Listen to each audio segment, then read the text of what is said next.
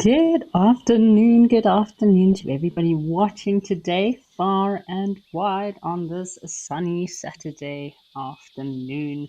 My name is Kerry Dupree, and I will be joining you today as your naturalist presenter. And we have started off the show today at Tembe Elephant Park over in Maputo Land, South Africa, with some big elephant bulls dusting themselves underneath this lovely shady acacia tree. What a lovely way to start the show. So, just a reminder, folks, that this is a live and interactive show. So, you can watch us on our app, or if you're watching on the website, you can also register to ask any questions, join in the conversation, or just let me know what you would like to see today, any special location requests, and join in the chitter chatter of the day here live at the waterhole. You can also use the QR code on screen, and don't forget to use the hashtag @WildEarth. Joining me today from our MC team, we have Chulu and Simba on our tech side. So, awesome day. Nice to see some warthogs and Nyala.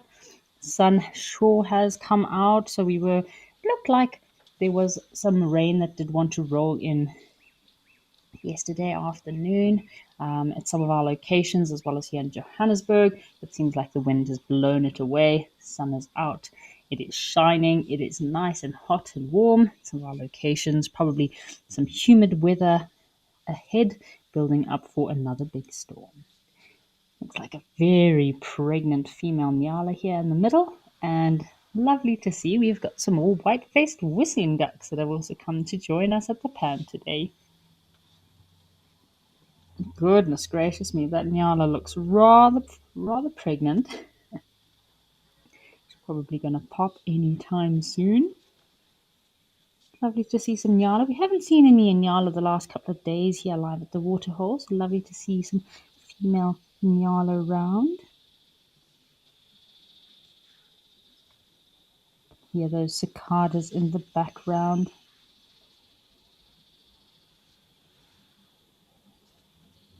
So gestation period of a Nyala is about 7 months, so anything from about 220 to 220 days. And the female Nyala will generally hide her little one for the first couple of days or weeks before emerging to follow the mother and join the rest of the group. So this is the imprinting time where the little one starts to learn all about its mother, its smells, and just kind of acclimatize and lose those wobbly legs in order to join up with the rest of the herd, so it doesn't get lost from its mother. So we generally conceal them in some thick bush. Whoa, we've also got some impala joining us today. It's very busy here at Tembe. Maybe these elephants are going to come over. There's a kind of mud wallow spot just to the right here. Let's have a watch and see if the elephants are going to go over for a mud bath.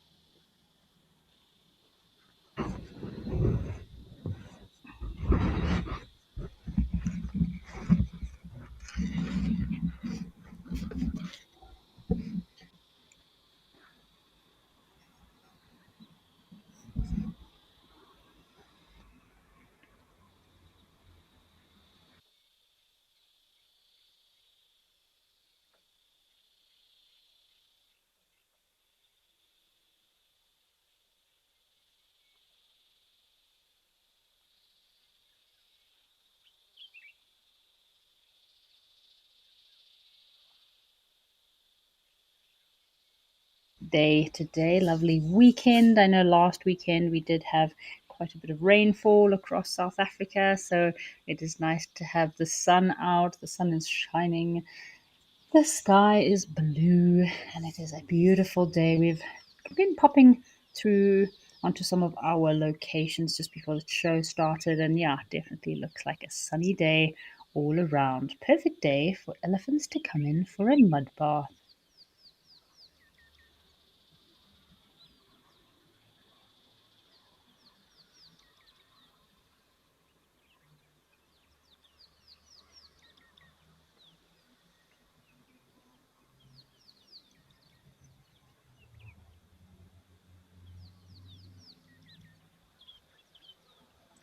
It was nice watching these white-faced whistling ducks, and just now there was two that looked like they were feeding. They had their bottoms in the air, and yeah, just looking for some food. And yeah, very cute ducks. Look like they're actually grooming each other. There's two that are grooming each other there.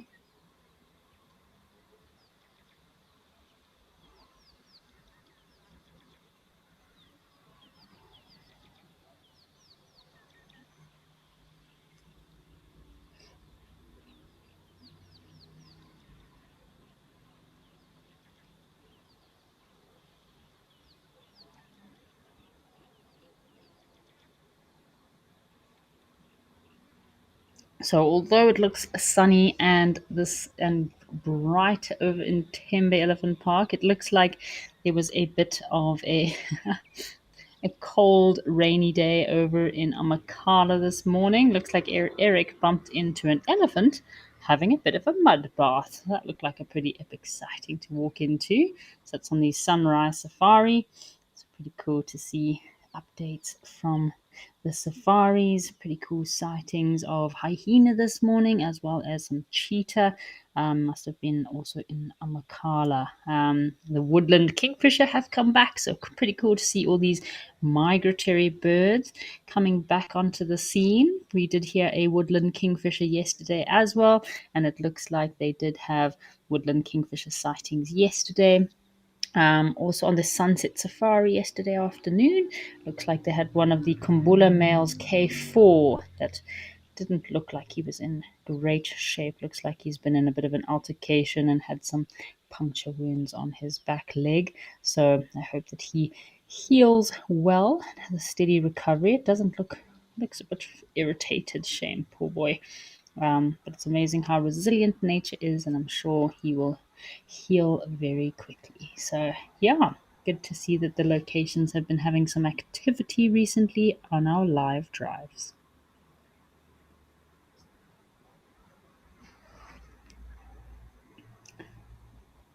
So, Michelle, thank you for your question. Michelle is asking, what do I look forward to the most about hosting live at the waterfall? Yeah, I really enjoy my birding, and I know at some of the locations it's been a little bit too busy to catch up on birds. So I know some of our viewers have really been enjoying all the birding we've been doing. Last week we had a whole week of birding bonanza, and yeah, I managed to get 40 bird species. Yesterday we actually broke the record. I managed to end off the show yesterday with 45 species. So thank you very much to Chulu and the rest of the team for helping us look out for any bird species. So yeah, I really do enjoy the birding. Also seeing new birds. I got a brand new bird lifer for wild live at the waterhole yesterday. The bare-faced go-away bird over in Kenya in Lintori Pan. So that was pretty cool. So yeah, the birding is always really amazing on live at the waterhole. And of course, learning about new locations, new areas, and following kind of some of the stories of the animals that live at those locations. So like here in Tembe, lovely to see that the white-faced whistling ducks have been around for quite a few days now. Seems like they've had a few more friends joining them. I've seen lions coming into this watering hole here at Tembe, two females lionesses coming in for a drink. And yeah, there's a floppy eared elephant bull and a few resident bulls that we often see coming around. So it's always lovely to see all the characters and kind of get to know the areas better and just keep your brain active. And of course, yeah, lovely company on the show as well. Lots of good questions and good viewers. So I'd love to send that question out to some of our viewers and find out what everyone's favorite part about watching live at the waterhole is. I know we've got a lot of birders out there. So if birding is your favorite part of live at the waterhole, please feel free to send through your comments. I'd love to know what everyone's favorite part of live at the waterhole is. birding, mammals. There's so much new locations or popping up all the time. So yeah, you can use the QR code on screen now if you want to send through those comments. Let me know what your favorite part of the show is. Also, if anyone has a special or favorite location, just let us know. We can also have a look to see what's happening there. Yeah, send through those comments.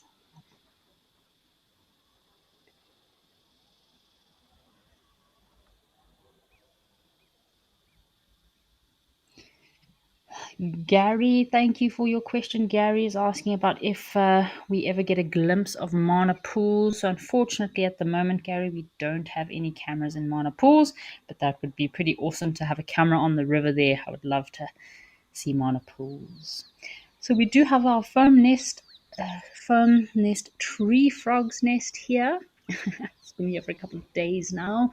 Perfect time of the year, so all the frogs are getting pretty busy, stridulating and copulating, building their nests filled with eggs, dying to hatch into little tadpoles and drop into the pans.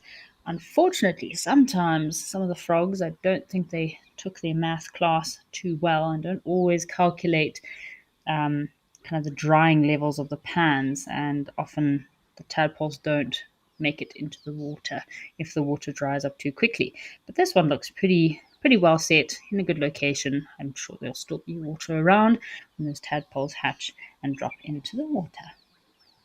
Nice breeding herd of impala. So a lot of the female impala are filled with babies and dying to drop their little ones for the calving season. I know it's a great time to visit. I know the Mara, obviously Kenya, Tanzania are a bit quiet in the early season times of the year in January, February, but it's a great time for the baby boom. So a lot of baby antelope and animals all over the place, and of course that means the predators go wild. So if you are thinking of traveling to Kenya or Tanzania in the off season, when not so many tourists, yeah, you might not catch the migration, but you will see a lot of predator activity with all those predators hunting little baby antelope.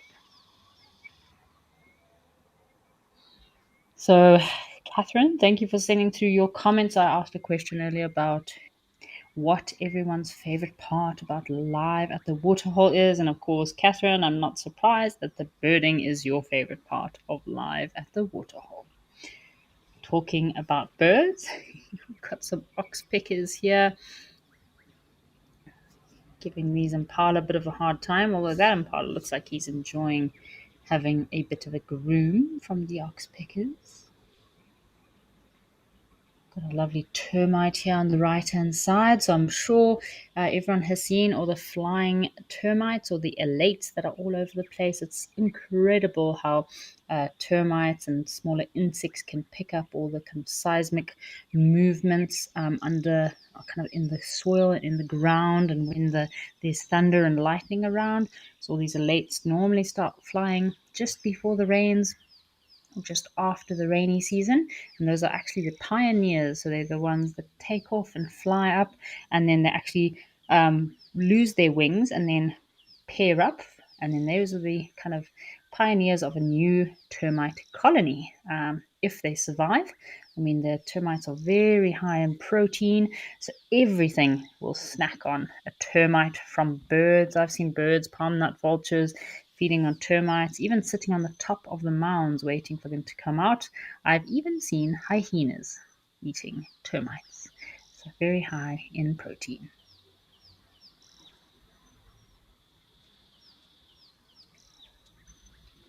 So yeah, we were just talking about termites, the little protein bars of the forest, and this is the time of year that all the birds, even mongoose, little critters, will all go crazy. Even other ant species will also feed on termites, so they'll go crazy for the termites that are flying, elate the flying ants that are flying all over the show at the moment. Looks like our weavers have vacated the premises. A couple of weeks ago, this tree was laden with weavers, and lovely harmonious sound of masked weavers building their nest. They don't seem to be around anymore. Sometimes they can be be disturbed and moved to another area, which is probably what happened here. I know there's a gymnogene often hangs around this pan. Could have caused a bit of disturbance.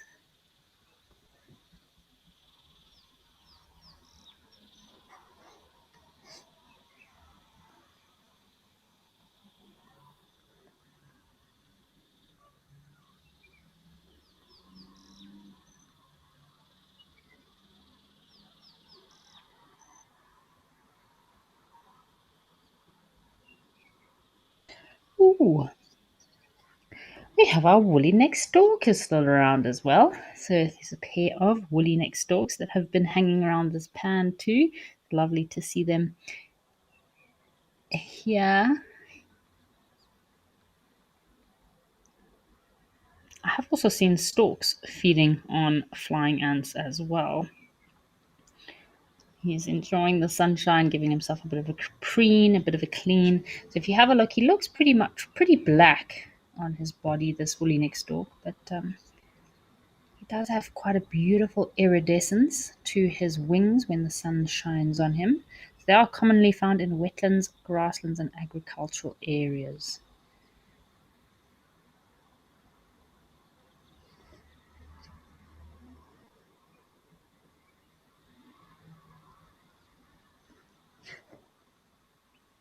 Wading birds. Oh, he's giving himself a very good grooming session there.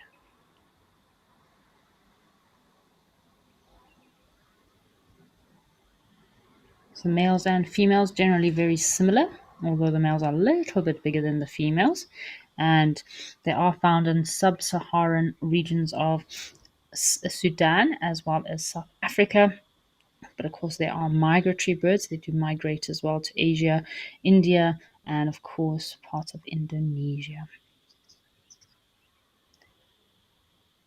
Their diet, they'll feed on fish, amphibians, reptiles, crabs, insects, and small mammals. Of course, anything associated with pans and dams, anything that you'll find around a kind of aquatic habitat, perfect food for them.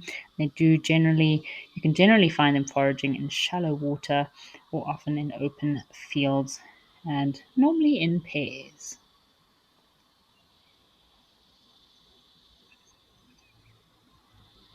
Oh, here's another woolly stork, solar paneling himself.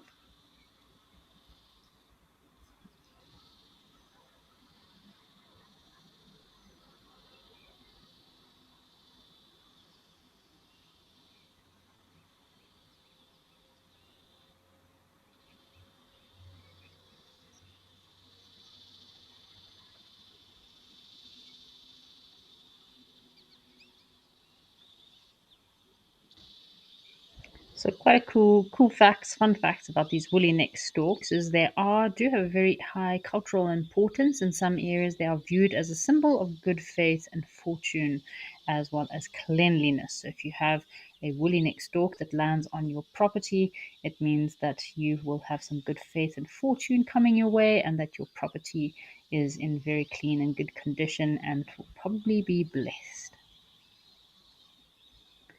They are very adapted to living near human. Oh, look at the little baby impala, folks. It's probably one of the first little impalas of the season. Definitely the first one I've seen so far. How cute is that? Look at this little thing. He's probably less than a couple of days old.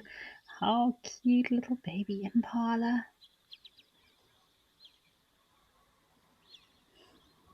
Little floppy ears. How cool. First baby impala of the season.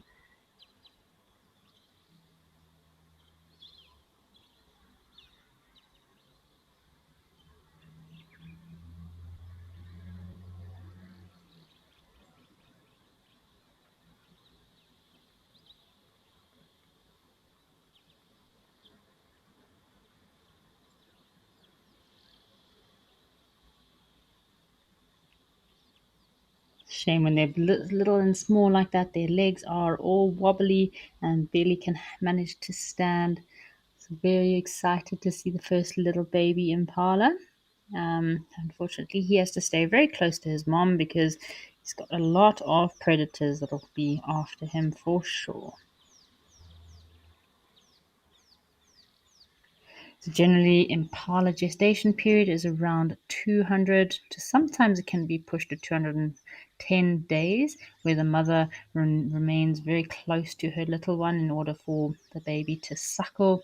Um, and yeah, she will often take very close care of it because, yeah, like I mentioned earlier, lots of predators that are after little baby impalas. So female impalas are generally sexually mature at about 18 to 19 months, and the lifespan of an impala is anything from about 15 to 16 years of age. Oh, he's hiding behind the alala palms.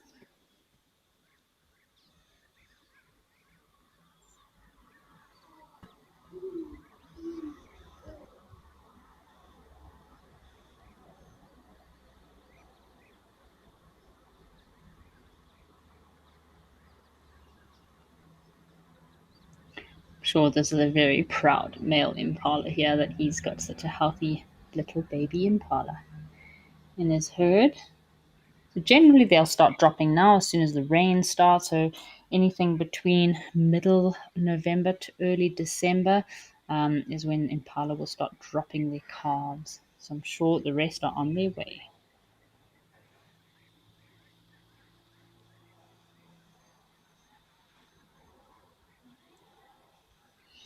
Yeah, we're all very excited about this little guy. How cool, how cool, how cool. Celebration for the first baby impala of the season.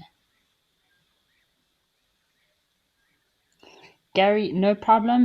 Yeah, like I said, Mana Pools would be pretty awesome to have a camera there. I'm sure it is going to be, it's not going to be long before there is a camera set up there. I did hear that there possibly might be a camera set up somewhere in Wangi National Park, which also would be a great place for a camera. But I'm not sure if they're actually live yet. Things in Zimbabwe do take a little bit longer than the rest of the world. No hurry in Africa is definitely one of our mottos. But yeah, that would be awesome. Camera set up at Mana Pools, Wangi National Park would definitely be great. Lots of activity, I'm sure.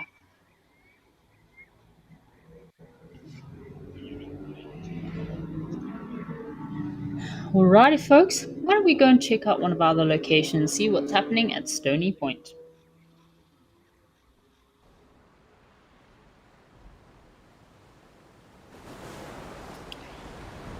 Alrighty. So we're over at Stony Point here, folks. So I think we might catch some penguins, but we've got some gulls. Looks like it could be juvenile grey-headed gulls, as well as some cormorants hanging out, enjoying the sunny day. I'm sure they've been out fishing all morning.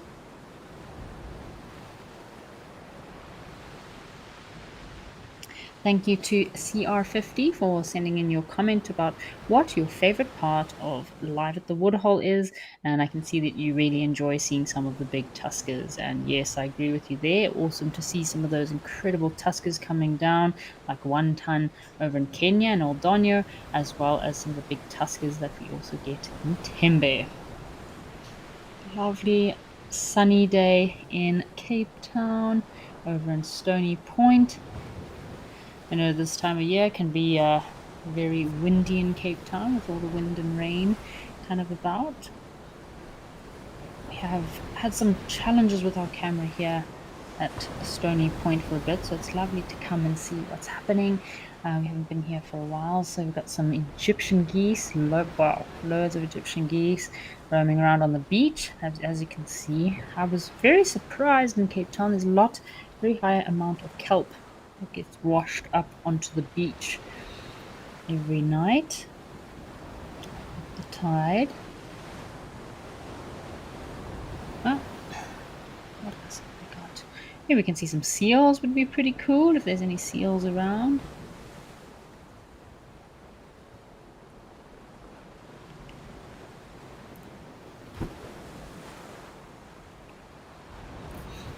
Oh, there we go. There's our penguins. Hello, penguins. It's lovely to see some penguins. I was really excited about the penguins today. Yeah, it's been a while since we've seen the penguins. They look like they're enjoying the sunshine.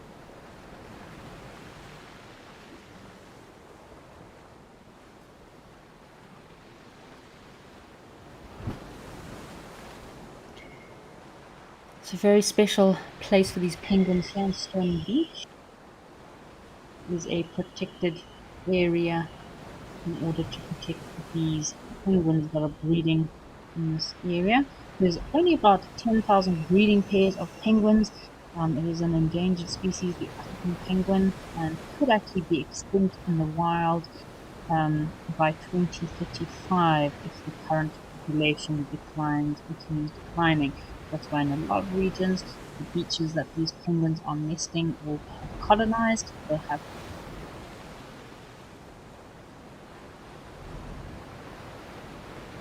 awesome. We've just got the sound of the beach coming back in. So we have some quiet moments, folks, just to enjoy the sound of the ocean. It is a Saturday. I'm sure you're all winding down and enjoying your weekend. And for me, there's nothing more I love better than just listening to the sounds of the ocean. So I'm going to give a few minutes to have a silent moment, do your meditation, listen to the sound of the waves, sound of the beach, sound of the ocean, and just, yeah, give yourself a bit of self love on this lovely Saturday afternoon.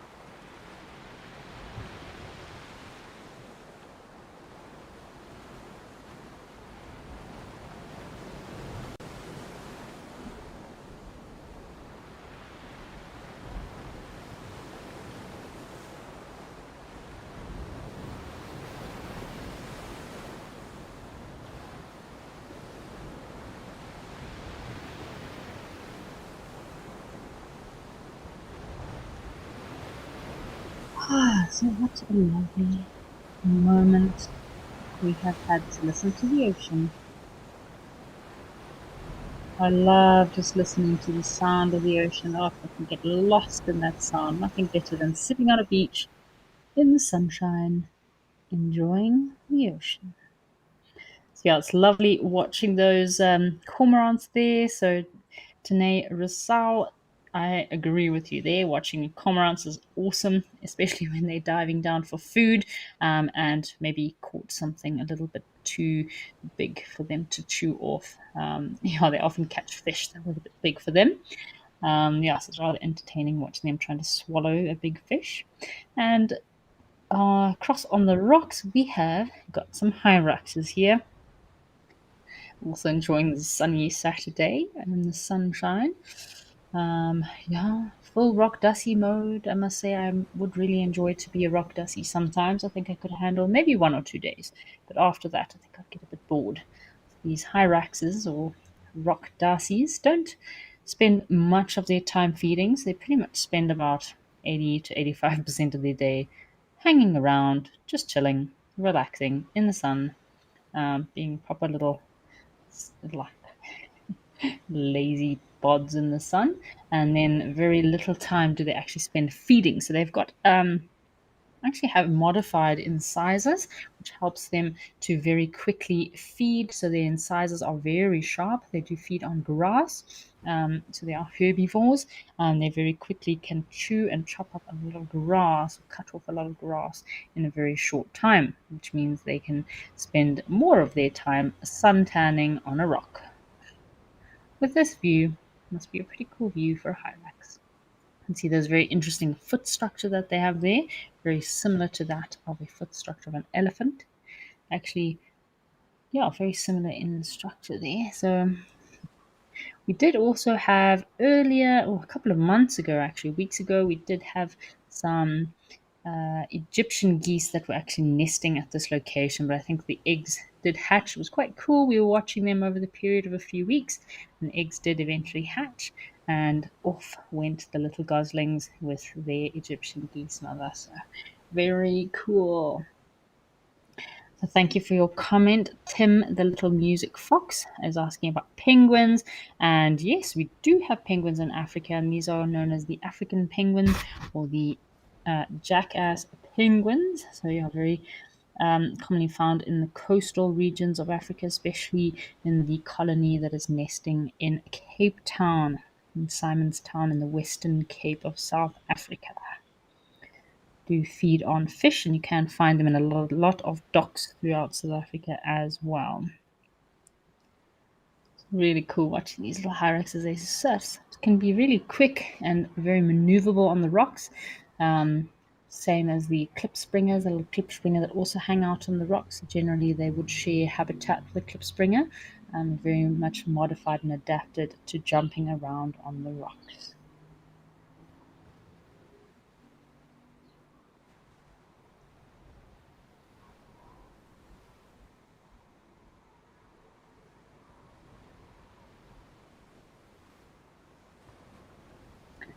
What a nice day to spend a Saturday. Oh, got a little lizard of some sort. It's also roaming around on the rocks here. Doesn't look like a plated lizard. What kind of lizard is it? Some sort of armored lizard. How cool is that? Let's have a look. What lizard do we have here? It's rather spiky.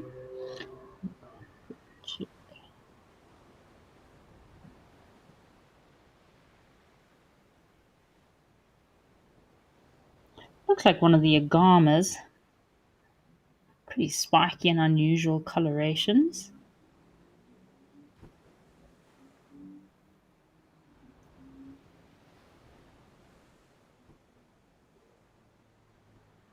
What else do we have on the rocks?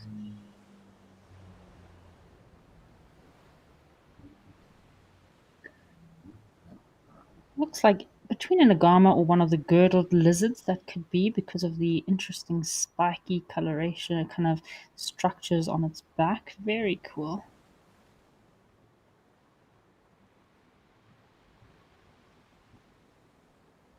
Often reptiles with these modified scales, it would be a defense mechanism in order to protect themselves from any predators.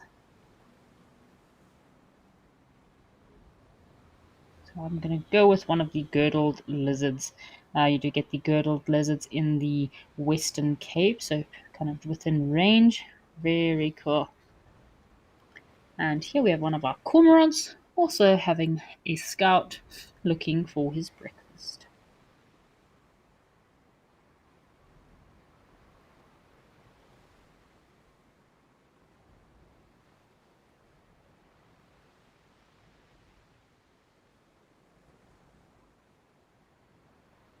It's quite cool, the different cormorants. So obviously this is an adult, full adult colors. You can see the white belly, as well as a bit of yellow on its bill. So they do occur within most aquatic environments.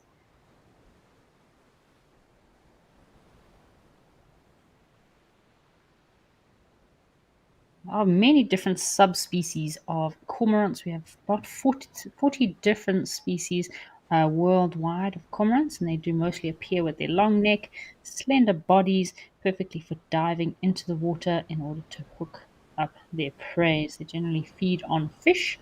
Many species do have quite dark or black plumage, and their home ranges do range from habitat to habitat.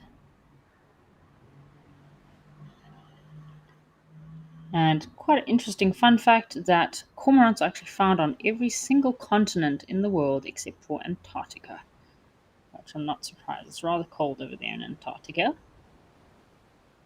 It can occur in freshwater and saltwater environments. They're typically seen near coastal regions, lakes, rivers, wetlands, and of course wherever there's an abundance of fish.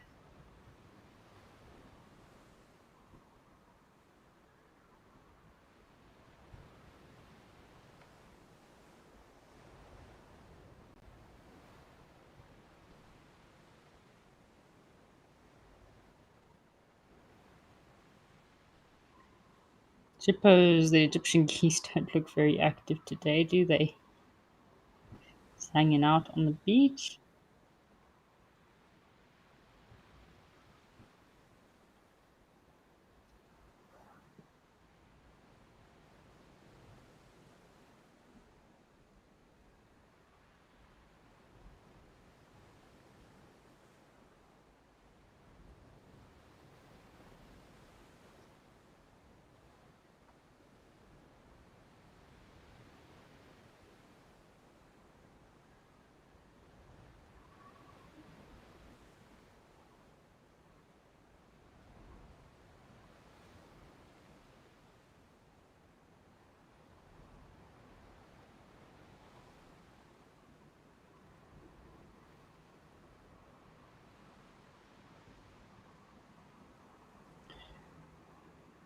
There our penguins are again. So they've probably been out quite early, these penguins. I won't be surprised if they've actually already been feeding since early hours of the morning. So, as with a lot of bird species, they do prefer to be out there quite early.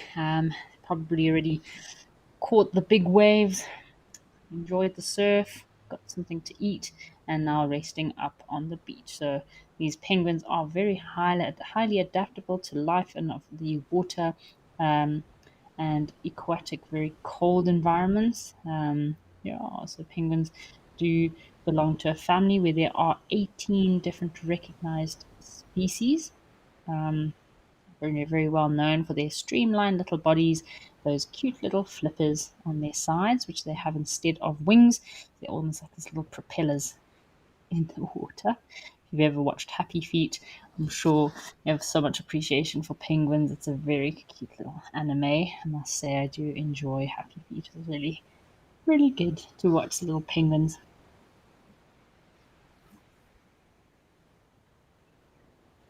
Mercedes Benz and Tim the Little Music Box. I agree with you there. Penguins are very cute little species.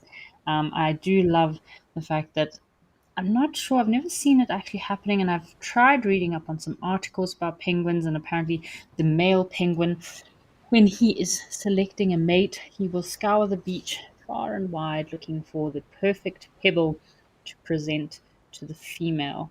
I'm not sure if that's 100% correct, but I think it's quite a cute little gesture of the male to search the beach for a lovely little pebble in order to present to the female. Very highly adapted for swimming, these penguins. So, of course, they do have very beautiful coloration. They do look quite dapper, very smart, like they're about to go to a business meeting or a conference. But the color is actually specifically for being in the water. So, just like with fish, a lot of fish will have a very light underbelly and a very dark dorsal, so along their back, in order to blend in better. So, if a predator is looking up, it sees light, so they blend in with kind of the top of the water in the sky to have a very light underbelly. But also, if there's any birds of prey or any prey flying or swimming above them, they are dark on their dorsal in order to blend in with the depths of the ocean. So, yeah, kind of a interesting defense mechanism for the penguins there. So, of course, they are preyed on by seals, and yeah, sharks often would love to snack on a little penguin.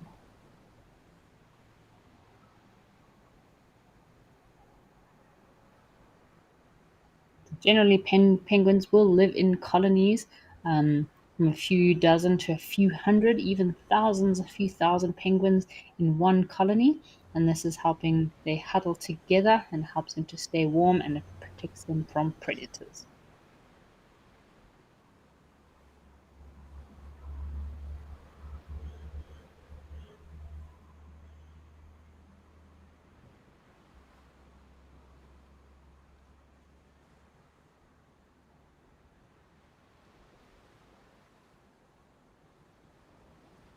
And the diet of these penguins is they generally feed on small fish. They'll also even feed on squid, krill, and sometimes they even dive down quite deep to feed on the smaller crustaceans. But generally, their primary diet is fish and squid.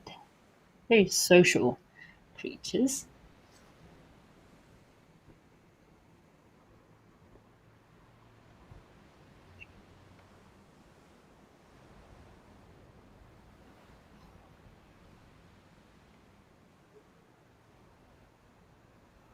You can see these cormorants here are kind of at different levels of maturity. We also have the white-breasted cormorant. Let's have a look.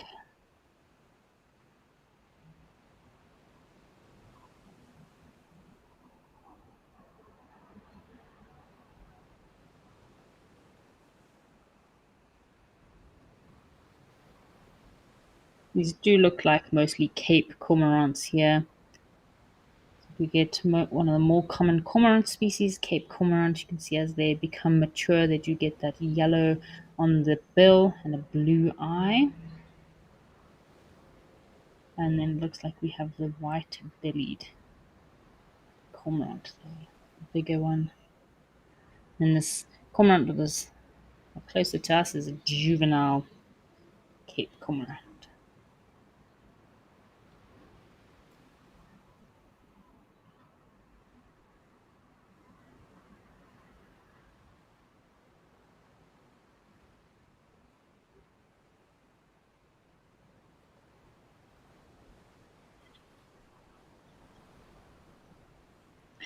Alrighty, folks.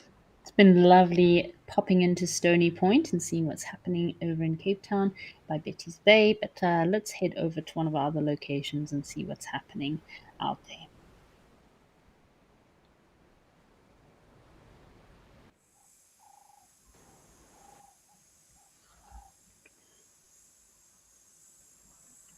So, welcome to Nguma over in Etosha.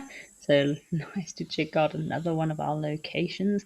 We have a big elephant bull feeding on an acacia tree, which looks like he's pushed over onto a termite mound.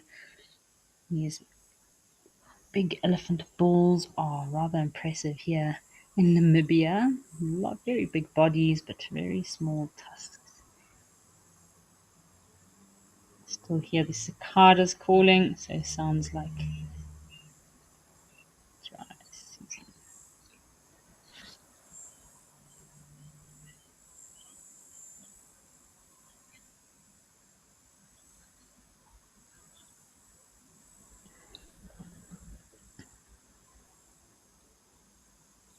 Yeah, still looking pretty dry in Namibia. I was rather surprised with the average rainfall in Namibia. I believe last year some regions in Namibia only experienced about 120 to 130 mils of rain in the whole year. So yeah, it's crazy how a lot of the vegetation and kind of all the different ecosystems and habitats, as well as the birds and the mammals in Natasha, especially adapted to surviving in these extreme dry desert regions. So they've very much adapted over many, many years in order to survive in these regions. It's a very harsh world out there in Namibia, I must say. I know a lot of our species here in southern Africa would probably not do so well if they were dropped into the middle of the desert in Namibia.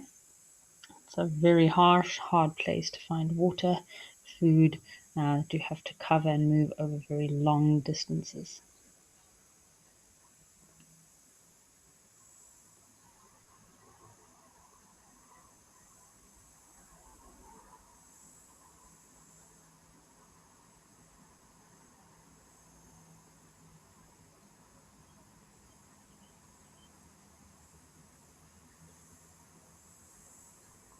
So Nguma, over here in Etosha, is a private game reserve and one of the safari destinations in northern Namibia.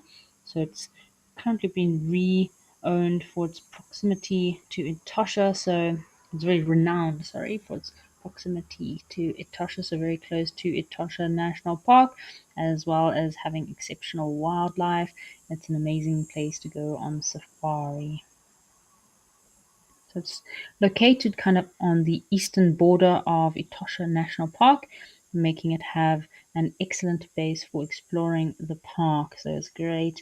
It's bordering Etosha National Park, and the reserve is approximately 34,000 hectares, or around 80 to 84,000 acres of protected wilderness area. And the name Nguma means the place that you don't want to leave in the Ovambo language. So I'm sure that name has quite significant importance. I'm sure if you go and visit Nguma, you will see why it is such a special place.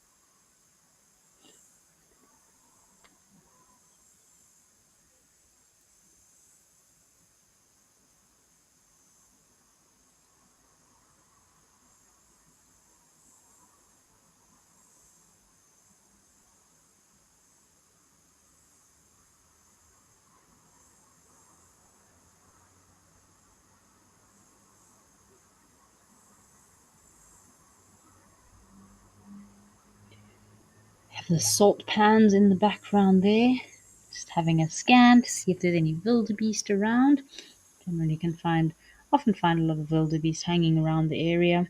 So lots of biodiversity within this region. So Nguma does host over 30 different mammal species, including lion, leopard, cheetah, rhinos, giraffe, and of course an array of antelope species.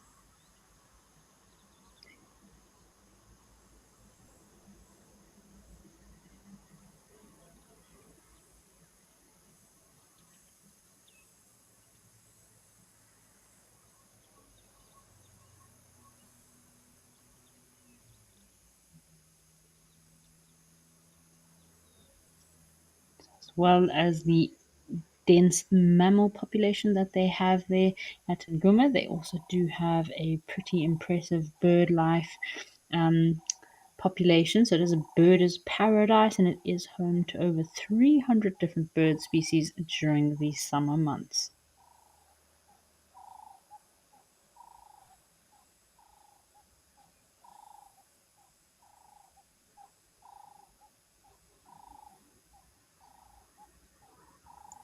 Having a bit of a scan as we did see some lions here last week.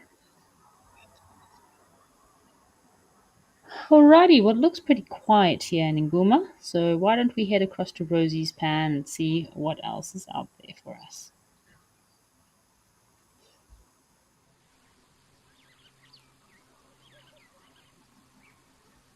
Oh, looks like we've got a hippo here in Rosie's Pan. How awesome! It's my first time actually seeing a hippo here. How unusual. Must have moved in from another watering hole that possibly dried up. Wonder when he's going to come up for a drink, a bit of a gasp of air. So hippos can hold their breath underwater for quite an impressive amount of time. I know a lot of books say anything between 5 to 6 minutes, but I have timed it myself, and I've timed hippos being underwater for almost 8 minutes. So yeah, they do have incredible lungs and can hold their breath underwater for quite an impressive amount of time. We were here yesterday. The last 2 days we've been here at Rosie's Pan. Haven't seen any hippos. He's definitely moved in overnight.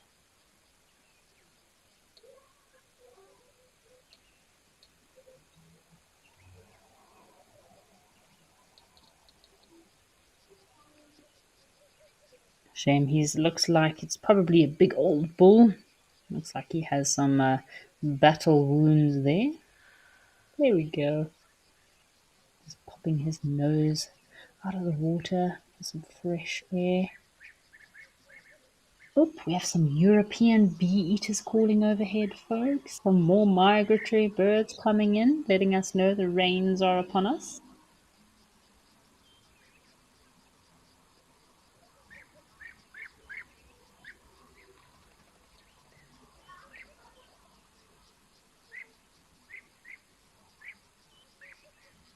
Ooh, how cool. Check, they're coming down for a drink, the European bee-eaters. How cool is that?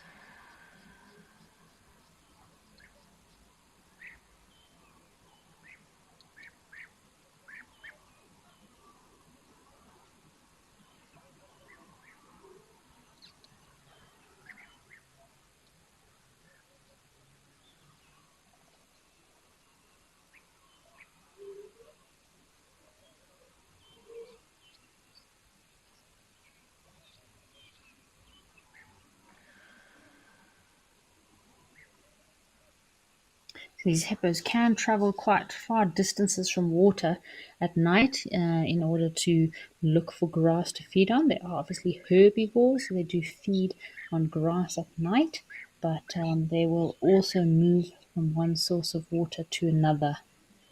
Just going to have a bit of a quiet moment so you can watch and listen to these European bee eaters coming down for a drink.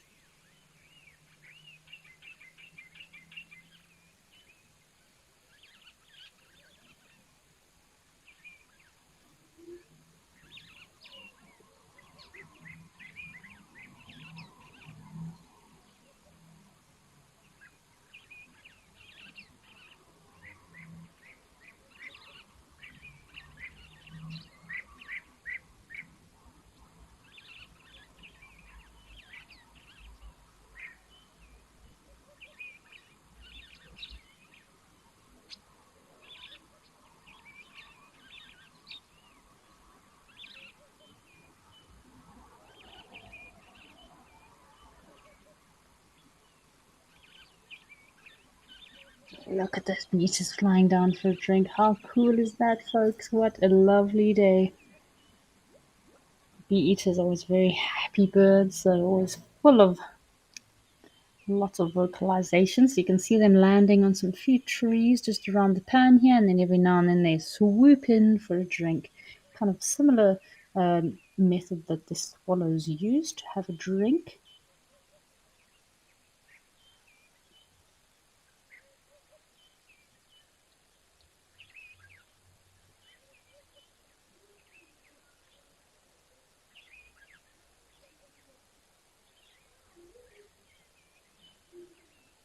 Oh, hippo seems very chilled, very relaxed. You better be careful though, this hippo, because I've seen this pan fill with buffalo and elephant before in minutes. So, yeah, you better be careful that he doesn't get squashed by anything.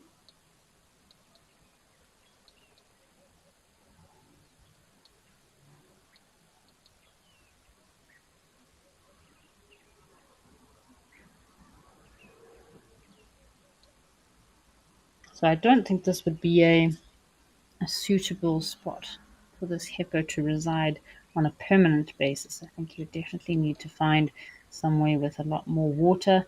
But again, he might just be moving from one water source to another. Maybe you'll find a river close by that's got a bit more of a stable water supply. Because, like I said, this water is not very deep here. We've seen probably over 100 buffalo in this pan before. So, with too much activity, too much movement, it won't make for a great spot for a hippo to stay for too long.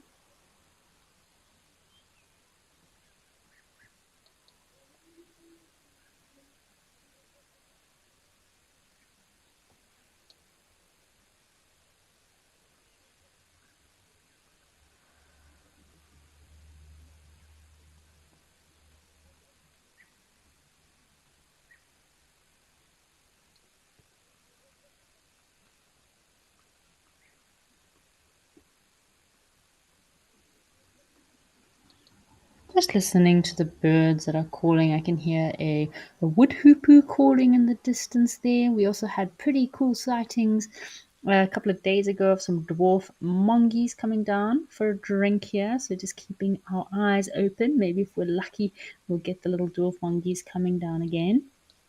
It is a very busy pan, this pan here in Rosie's pan. Lots of elephant activity, elephant movement.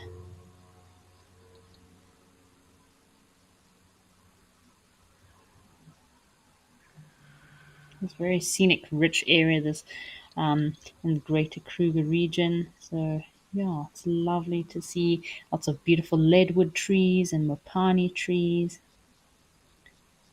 So it does allow for a lot of free movement of wildlife, and as wildlife move through areas like this, of course, finding a water source is crucial.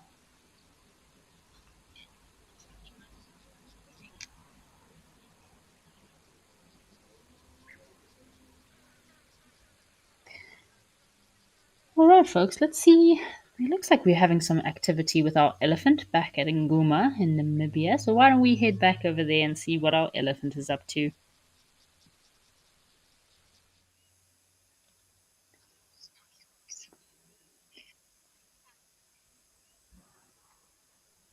So let's just give him a bit of a watch for a while and see what he gets up to. So I think he's already semi pushed over this tree, but he didn't think about the termite mound that was in the way. So it's kind of blocked the tree from falling. So let's see. Hopefully he pushes it again.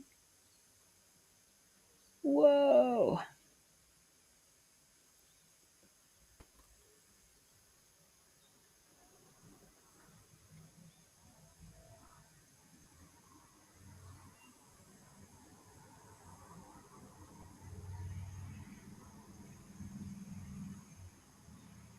Check at that big boy go. So he pushed this tree over, but it was semi resting on the termite mound, so he wasn't able to access as much of the leaves as he was hoping to.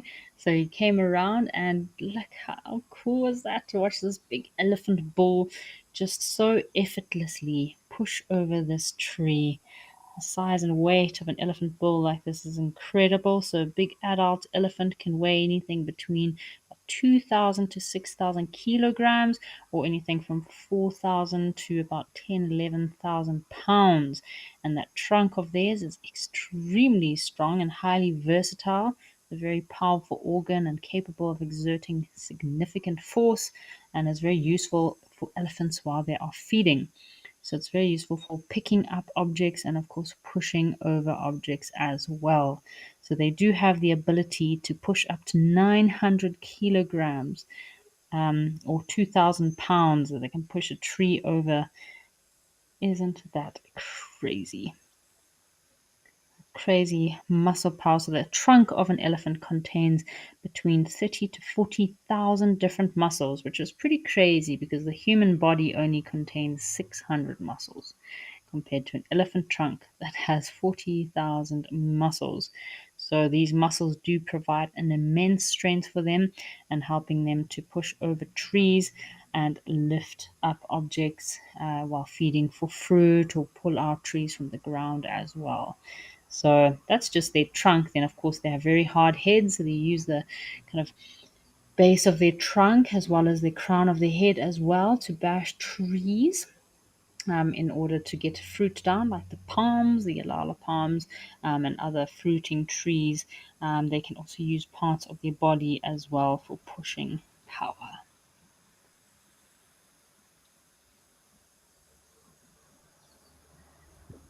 Cat fan, I agree with you there. Pretty awesome watching these elephants pushing down trees. I'm sure a lot of you can agree with me. It's also pretty awesome. I'd love to see in Mana pools. Saw some pictures yesterday of Mana pools and those elephants that have adapted to actually standing on their back legs and reaching up for the acacia or albida leaves in those albida forests. And they reach up with their trunks while standing on their back legs. It's a very unusual sighting to see an elephant standing upright on its back legs. But yeah, it's one of those iconic Africa photos. And now the elephant can enjoy feeding on the leaves of this acacia tree.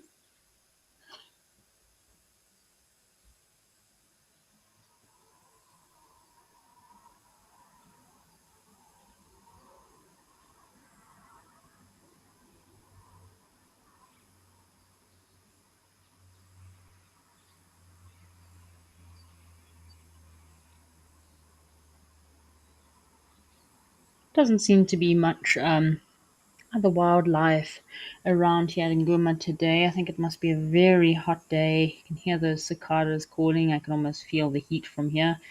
It's definitely a day that you want to be nestled up underneath a tree away from the sunshine. So I'm sure a lot of the animals are in more shady areas. There's not much grass here, so a lot of the antelope will have to walk quite vast distances to get food and water.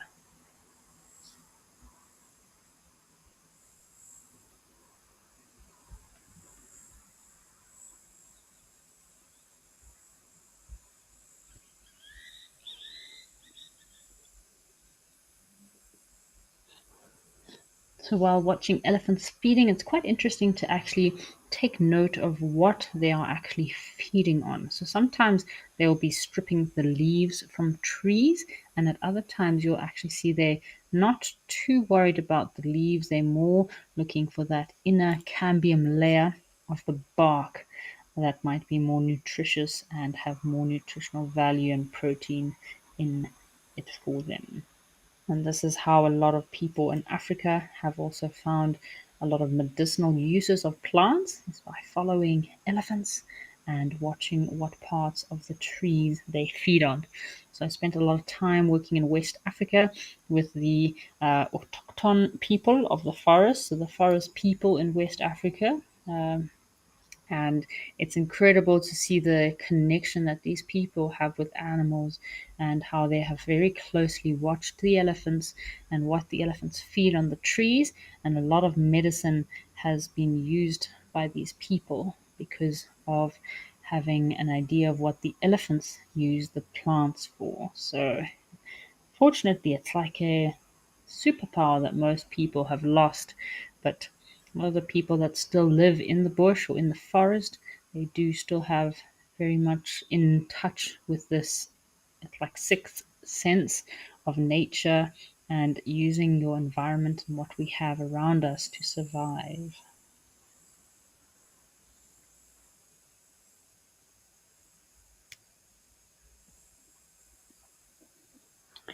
Thank you for your comment, Catherine, about the elephants. Interesting that you said you've also seen the elephants doing the kind of standing on their hind legs, also in the lower Zambezi. But I didn't know that you had them also practicing this behavior in Namibia.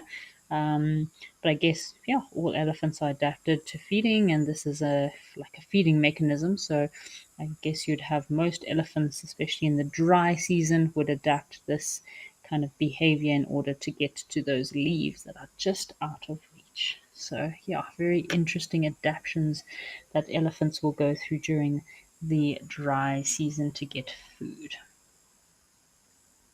That's quite unusual this year because we've experienced an extreme drought in a lot of parts of Africa.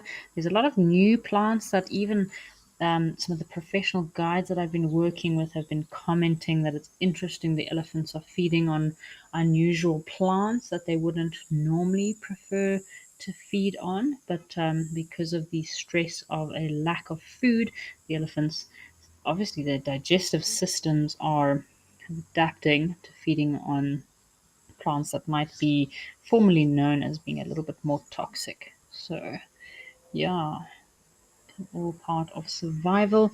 But now that the rains are starting to arrive, I'm sure the elephants are going to be super happy that there's enough food to go around.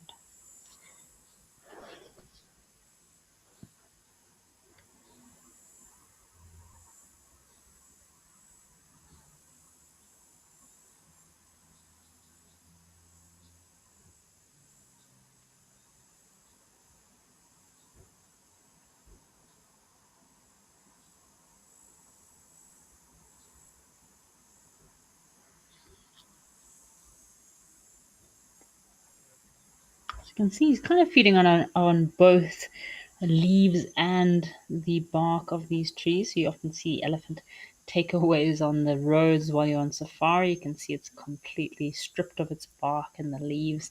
With the elephants just munching away and leaving a bit of a calling sign.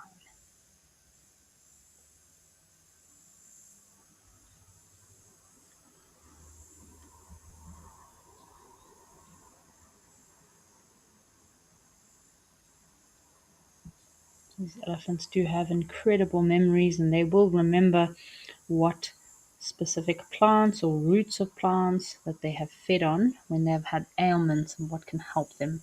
So that's amazing how if they have infections or have an illness of some sort, they can go and actually feed on the plants that they know will heal them.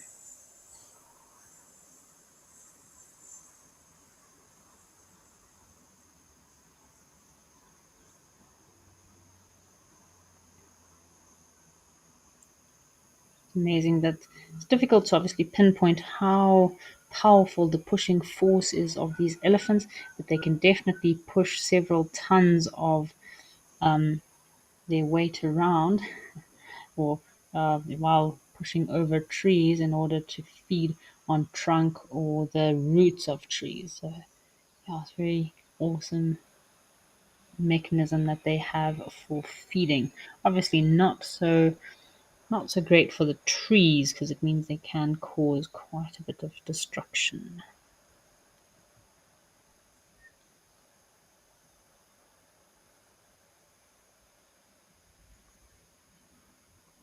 So just having a bit of a pan, seeing if there's anything out there. We had some lions last week underneath this tree on the right hand side, but it looks pretty dry, pretty quiet out there. So maybe just now we'll head back across to Rosie's pan, see what else is around.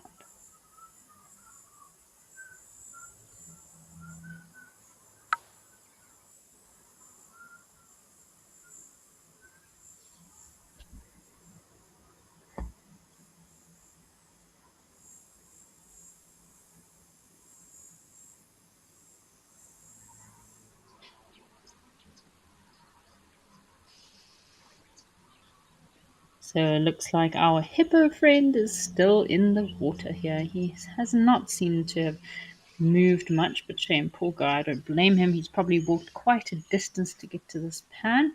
So he might hang around here for a couple of days before moving on. I don't think it's going to take long for him to realize this is not quite the place for him. Still got our European bee eaters coming down for a drink, and it looks like there's an oxpecker that's also come to take a drink off the back of this hippo.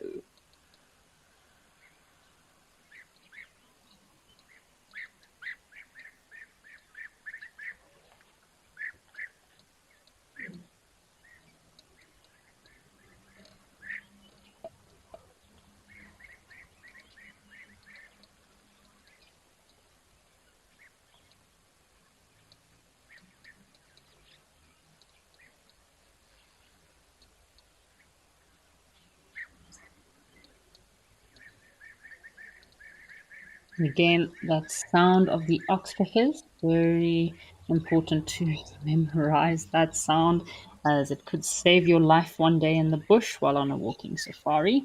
Definitely has kept me out of a few sticky situations with rhinos, I must say. When you hear that sound of an oxpecker, especially if they fly off just in front of you, you know that, oh dear, there's definitely some large, thick-skinned animal close by, and you need to watch out. Yeah, very aware, very alert, because often the oxpeckers will notice you before whatever host species they're on does, and might give you an early alarm system. So we've got a house sparrow here, also coming down to enjoy a midday drink. So you'll find during the day there'll be kind of different peak periods where different mammals and different birds like to come down to the watering hole to drink.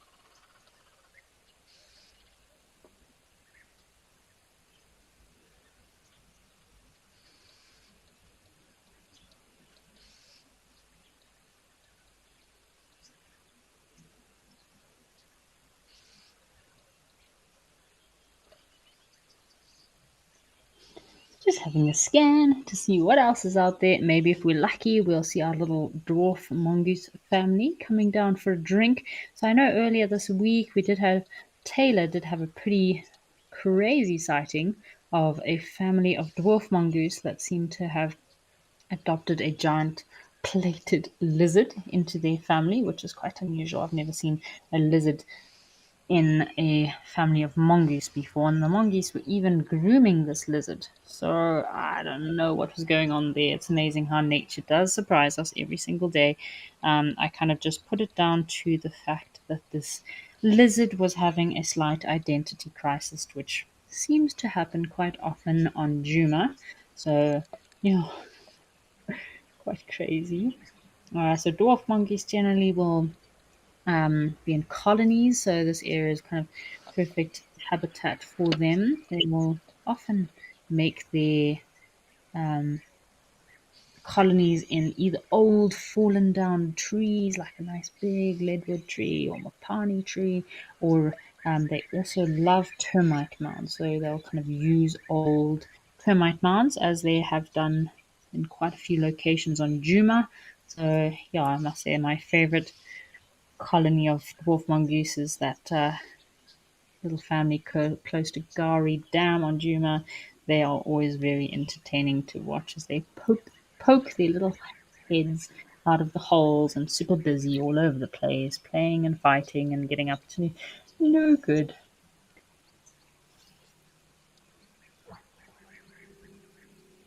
Just having a scan. Maybe we'll find our little mongoose colony. Of course, they do have a lot of predators, so when you do see them coming down to drink, they don't often take too much time at a watering hole. It's a very open place for them, very makes them very vulnerable, especially to larger birds of prey that could come and capture them. A lot of predators for the little mongoose shame. Snakes also burrow into their holes sometimes. The snake will definitely love to feed on a mongoose as a lunchtime snack. There's lots of big birds of prey. Um, even I think I've even seen a monitor lizard eating a dwarf mongoose once. So yeah, definitely not very high on the food chain. Lots of animals and birds out there that would love to feed on a dwarf mongoose.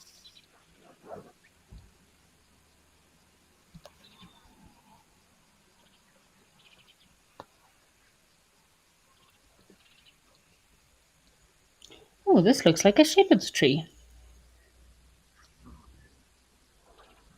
It's got nice green leaves. So shepherd's trees are one of the only tree species that throughout the dry season will always have leaves on and always cast shade. So that's where they do get their name from, the shepherd's tree, because they do cast shade throughout the year. So scientific name is the Bossia albitrunca. also commonly known as a shepherd's tree, which is generally a small to medium-sized tree, which can grow anything from about 10 to 15 meters. And yeah, because it has its leaves throughout the dry season, it's a very good place for the shepherds to go and sit under that tree if you're watching your livestock. It always casts some shade. I also believe, apparently, they believe it brings you good luck to your livestock if you stay close to these trees.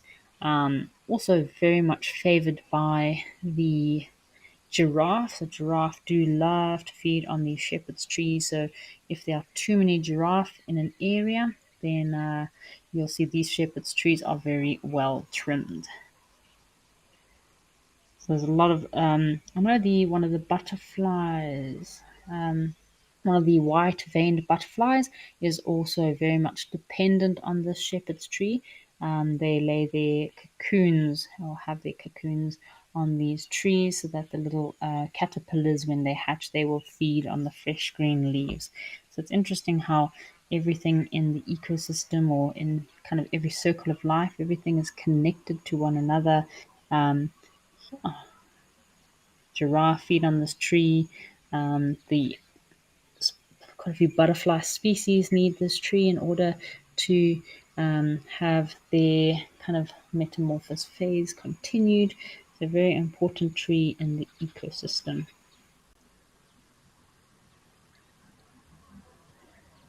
It is highly resistant to drought. Those shepherd's trees as well have very deep, long roots, so that's how they are able to have green leaves even in the dry season. And the fruits and leaves are also eaten by most herbivores.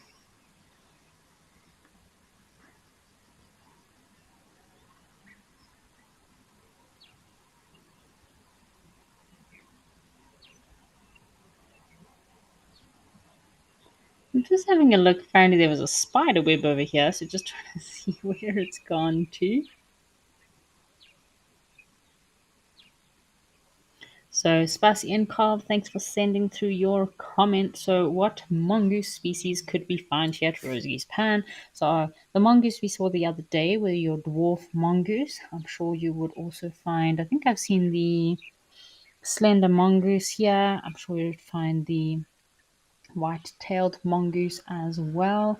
It's probably the three prominent mongoose species that you'd find in this area here in Rosie's Pan because of the kind of habitat and terrain that you have in this area. So obviously, your slender mongoose and your dwarf mongoose are diurnal mongoose species, so they're mostly active during the day, and your white-tailed mongoose will probably primarily be nocturnal species. If you're lucky, maybe you might see a marsh mongoose here or there, but also a nocturnal species. But I don't think there'd be enough water here for marsh mongoose. Marsh mongoose are quite dependent on very marshy, waterlogged areas.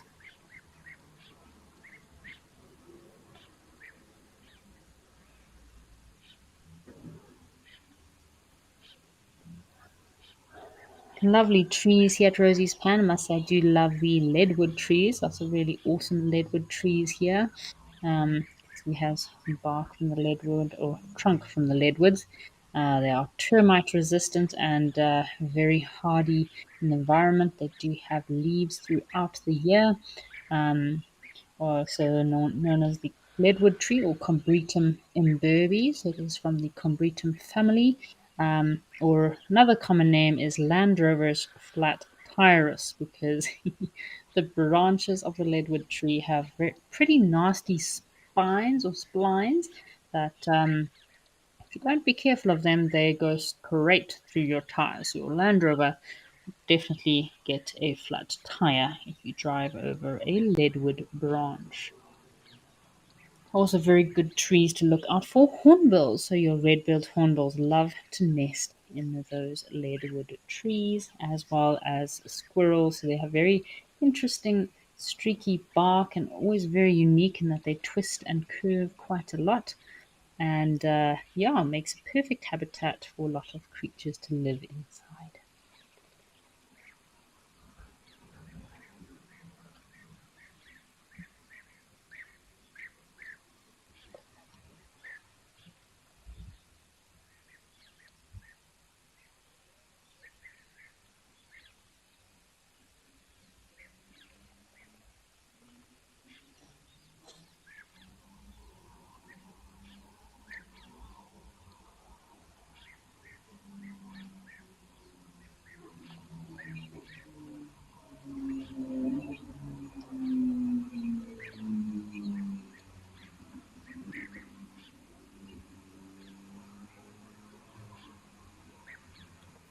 We're just having a bit of a scan, folks, seeing what else is out there. Maybe we'll see some interesting birds or catch some interesting movement as we have a scan.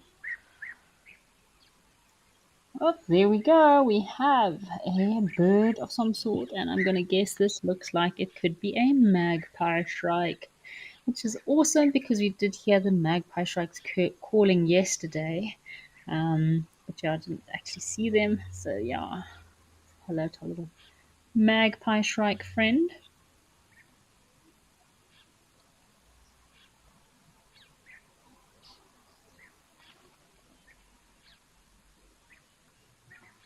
Just having a look in this tree. It's possible if there could be a nest in this tree. The magpie shrikes do generally build their nests in larger trees or shrubs, often placing the nests in the fork of a tree, on the edge of a branch at time to time, generally on the fork. I do like areas with very good cover. Looks like it could be another magpie shrike sitting there. I'm not too sure. I don't know if they actually nest on open branches. I do know they do generally like to nest in like the kind of V shape of a tree. But maybe if we're lucky, oh, there's some movement.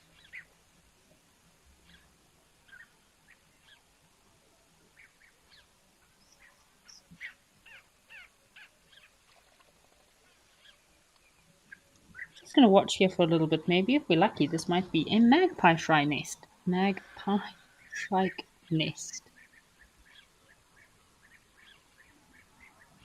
Sure, there was some movement there.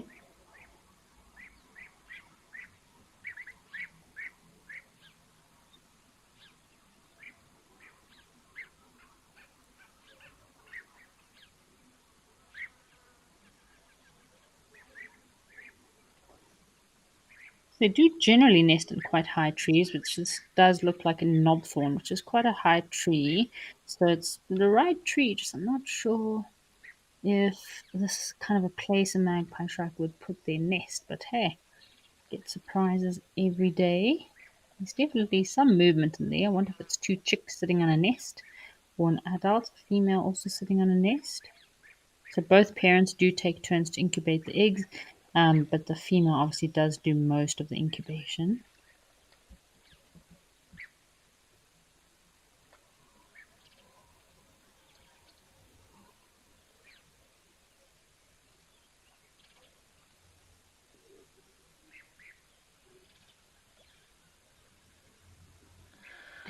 There we go. Something is happening there, I'm sure.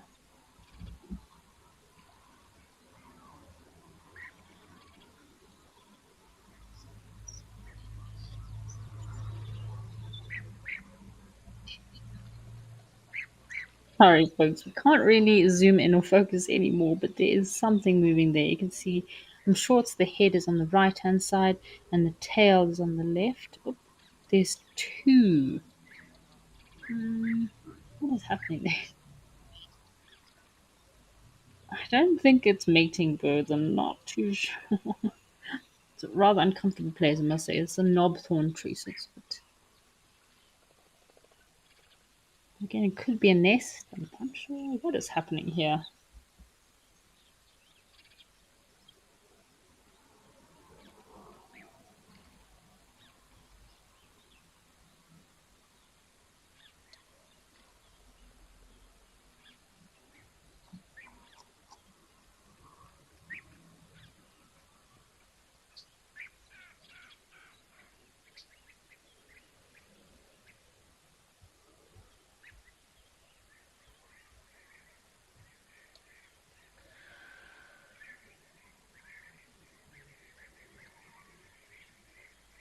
We're just gonna watch for a bit and see what happens.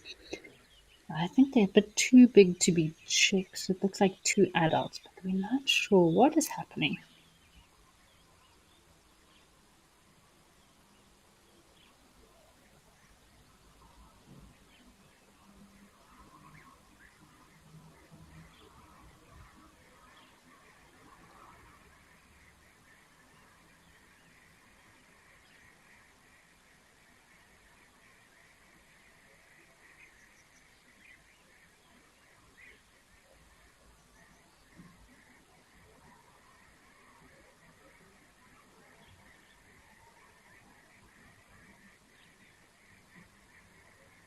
Yeah, those European bee eaters are going crazy.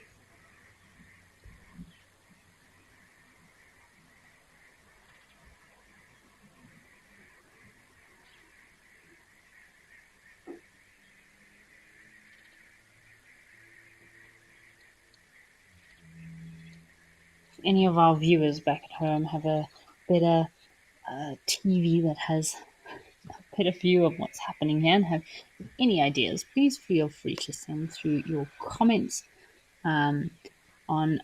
Don't forget to use the @Wild Earth hashtag because yeah, I don't think it is a mating taking place. It could be nesting of the magpie shrikes. Definitely saw a long magpie shrike tail, but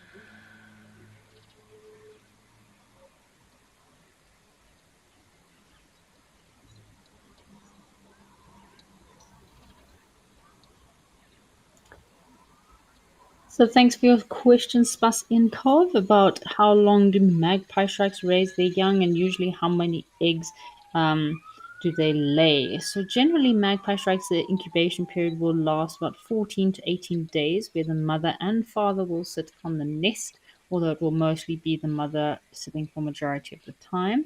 And they may also bring food to the nest while the chicks are fledging. And it's about 20 to 30 days that their chicks will take to fledge and be able to fly. So it's 20 to 30 days they'll be dependent on the adults before they can actually fly and take off on their own. So here we go. So we do have our other magpie shrike that flew off the tree earlier.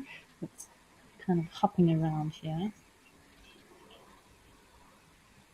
So it looks like we have two pairs. So two pairs at the bottom of this knob thorn and two pairs further up at the top.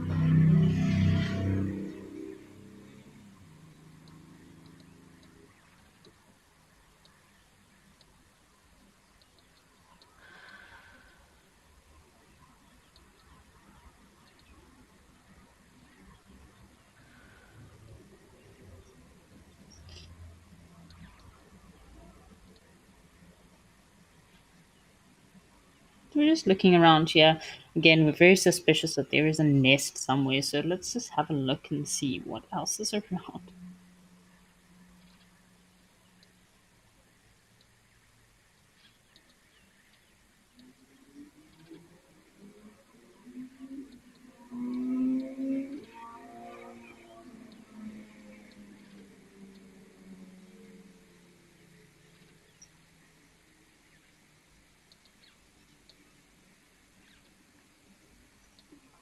We do have some sort of a little nest just at the bottom here. You can see it blowing in the wind.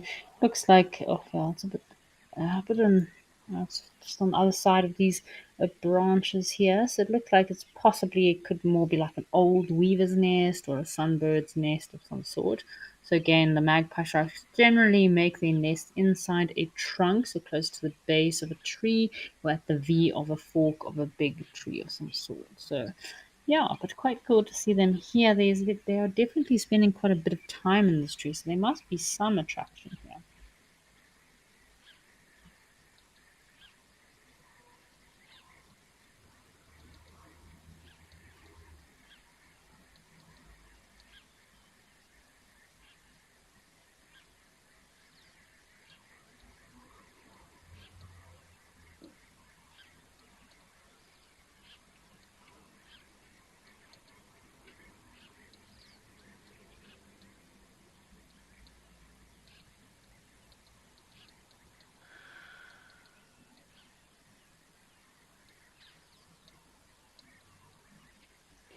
do love these magpie shrikes. I love the kind of a awesome white collar on their back and wings.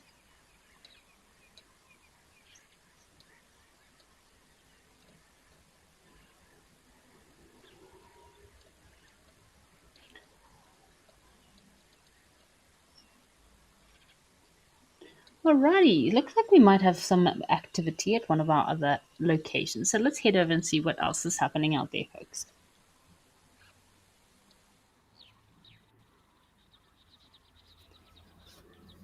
Right, so welcome to Salati Sunrise Game Reserve here in Kruger National Park. Looks like we've got some activity with some buffalo, possibly buffalo, is it a buffalo bull or cow? Come down to the water for a bit of drink and some hippopotamuses. It's definitely been a great hippo day. See the hippo on the left hand side looks fast asleep.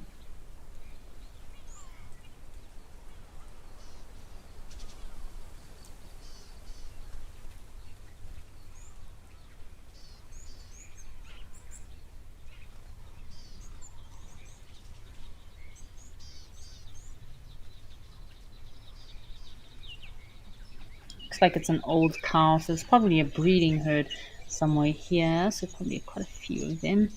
Yeah, coming down for a midday drink. It looks like she's definitely been around for a couple of years. She and poor old girl's lost most of her fur. You better be careful. There's no crocodiles on the water there.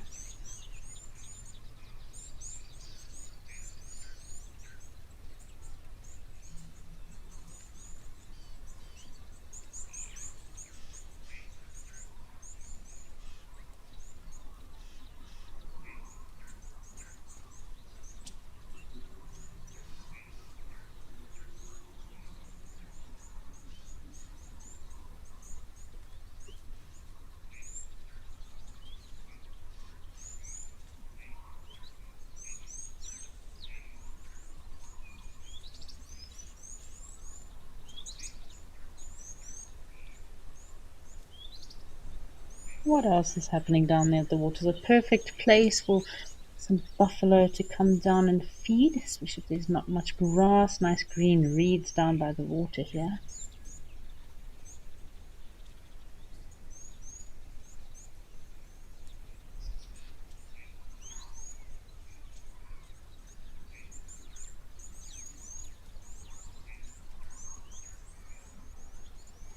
Oh, and there's a third hippo. So yeah, just on the bank here, there's another big hippo lying in the sunshine.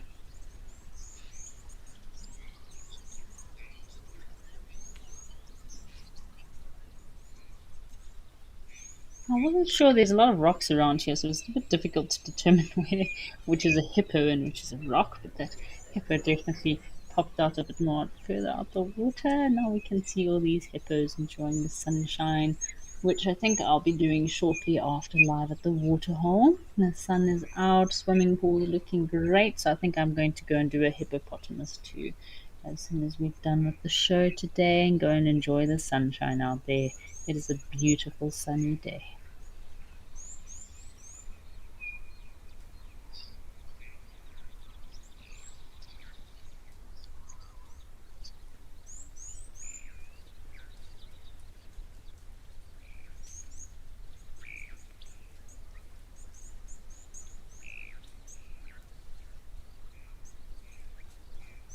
Seems like we've got a little bit of activity at Juma. So I think just now we'll probably move over to Juma and see what's happening at Gari Dam.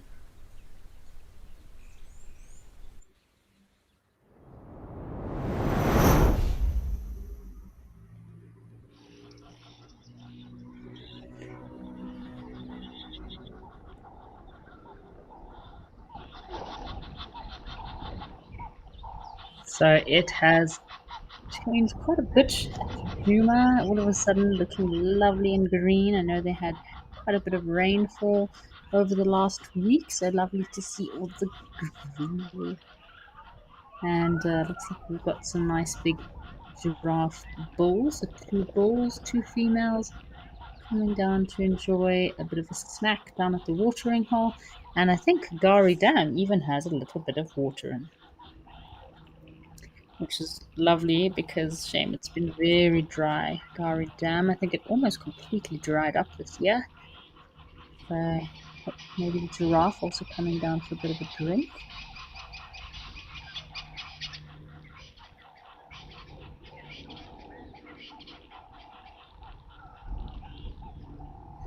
I can only see four giraffe, but apparently there are about seven of them. So again, giraffe have kind of a bit of a loose aggregation when it comes to family structures. So they don't always stay in the same family group. They will kind of intermingle, mix and change around. So obviously we'll have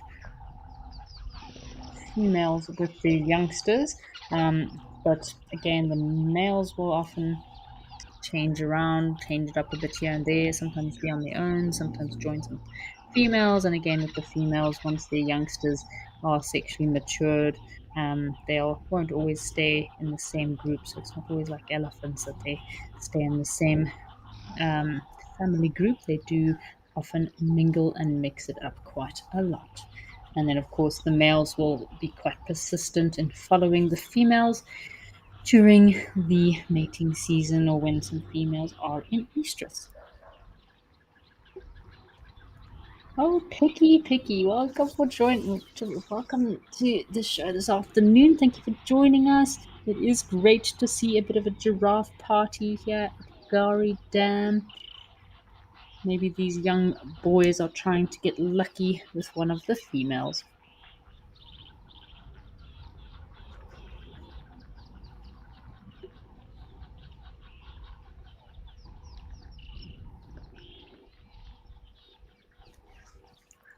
You can see those ossicones of his are quite bald at the top. I'm sure he's been in quite a few fights, this giraffe bull.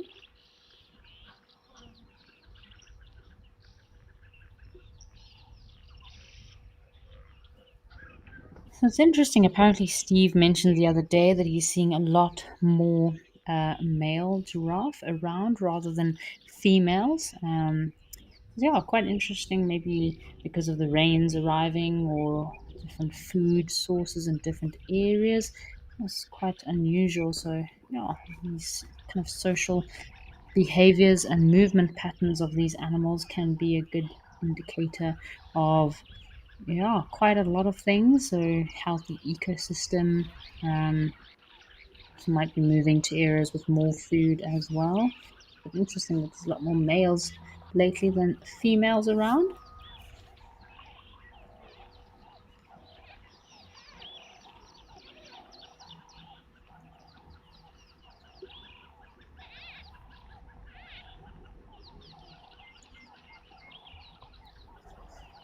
Oh, there's a more giraffe. Yeah, so they'll probably be scattered all around this pan. So another, so the young male,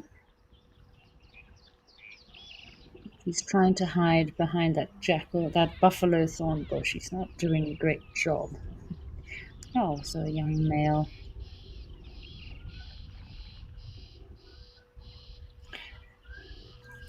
And there we go. There's the water we were talking about. So yeah, lovely to see Gowrie Dam looking a little bit more lush and green and having a bit more water. Looks like we have some Egyptian geese that are even down at the watering hole as well, and maybe even some impala.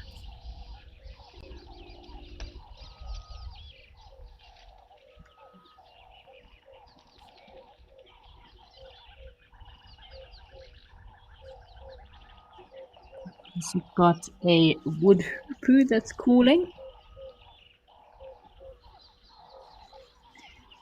Look at these giraffe. Everywhere you look, we've got giraffe, giraffe, giraffe, and looks like they're feeding on the fresh green leaves of these buffalo thorn trees, which I'm not jealous. Those buffalo thorns are very nasty if you get caught by one of those. It's incredible how strong and thick and tough those tongues are of a giraffe. So they're measuring anything between 30 to 40 centimeters long and blue in color, and of course very very tough, so they can wrap their tongues around the branches of acacia trees and buffalo thorns and feed on the leaves with no discomfort or no issues. I wouldn't want to touch those trees for sure.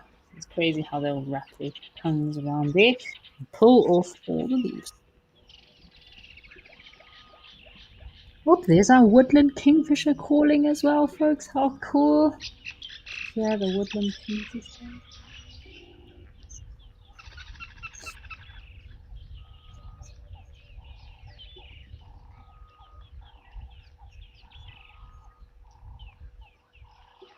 So the woodland kingfisher have definitely been out and about. So as I mentioned yesterday, Steve had a sighting of woodland kingfisher yesterday.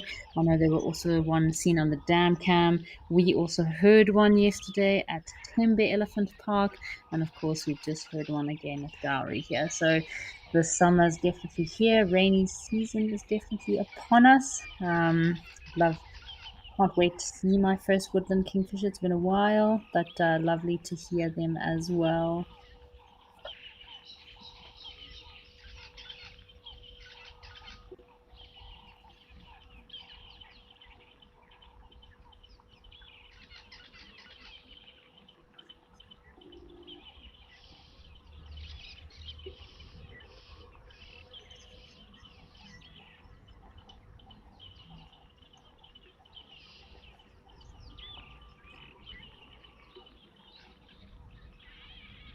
So let's have a look. We'll watch these giraffe for a bit, see if they come down for a drink, and then I believe our little baby impala is back at Tembe Elephant Park. So maybe once we've watched these giraffe for a bit, we'll shoot back to Tembe before the end of the show and enjoy watching our little baby impala, which I'm not sure if they've seen any on the live drive, but it might be the first little baby impala of the season on Wild Earth.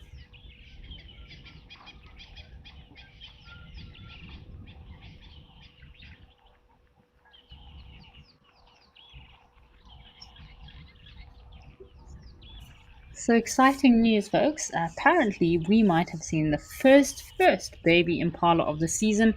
I don't think there's been any seen on the live drives yet. So we were the witnessed the first baby impala of the year. How exciting is that?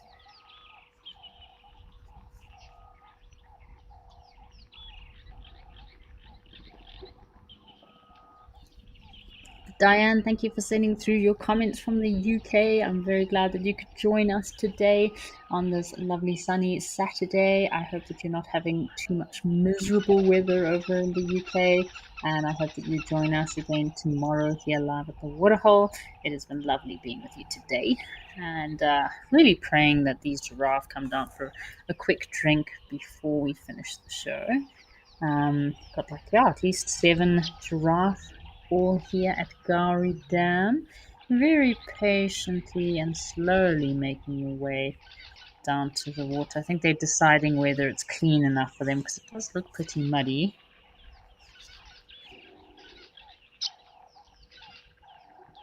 Whoop, there's another impala. She looks quite round too. I must say, I've seen a lot of very pregnant impala, but no babies yet, even a Juma.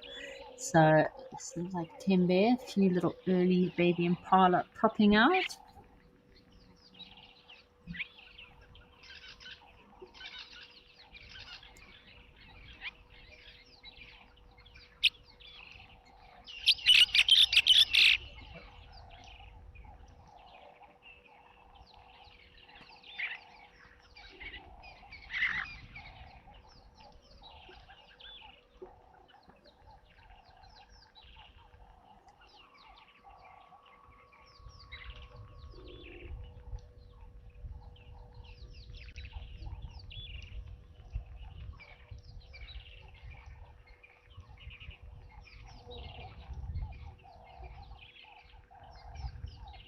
I wonder what this giraffe is looking at. This big male's looking at something on the other side of the dam there. On the other side of the dam wall.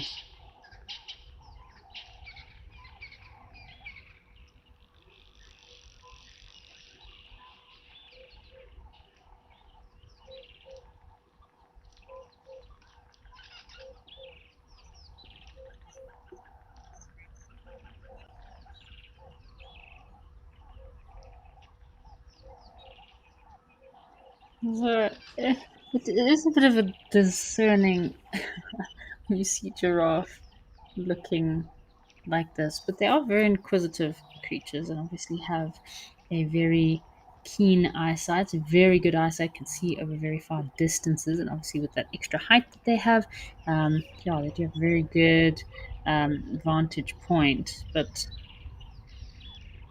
not all the time do I find that they're actually looking at something. Sometimes I feel like giraffes just have these moments of just gazing off into the distance, and we're like, what are they looking at? What are they looking at? And it's just nothing. Like, often giraffe are very nervous or skeptical to come down to a watering hole. They'll always be very cautious and very alert, very aware, and look out quite a lot so that they don't get ambushed by any predators while coming down to the water. So, I mean, you must always take these warning signs. Um, Always be aware that they could be looking at something, but often it's not much. And we have a female waterbuck also coming down for a drink.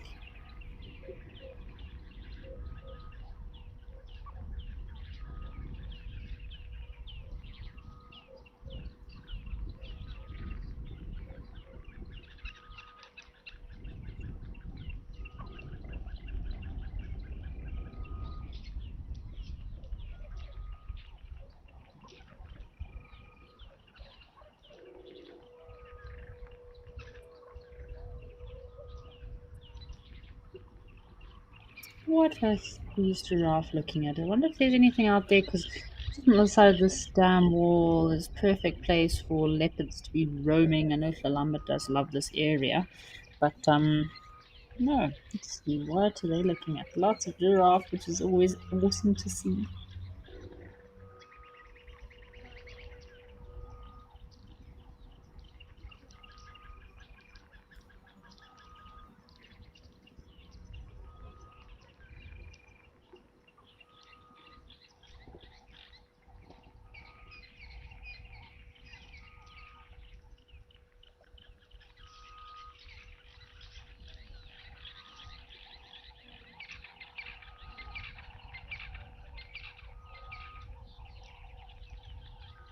Very intently gazing these giraffe.